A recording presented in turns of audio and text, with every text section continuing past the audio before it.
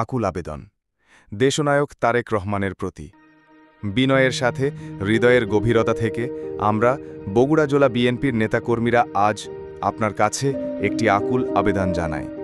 আমাদের রাজনৈতিক সহযোদ্ধা, গরিব দুঃখী মানুষের অভিভাবক, দলের দুঃসময়ে যিনি রাজপথে বুক চিতিয়ে দাঁড়িয়েছেন আলহাজ মোহাম্মদ জানে আলম খোকা ভাইয়ের বহিষ্কার আদেশ প্রত্যাহারের অনুরোধ করছি। দলে থেকে কেউ ভুল করলে সেটা দলীয় পরিবারের মধ্যেই মমতার সাথে সংশোধনের সুযোগ থাকা উচিত।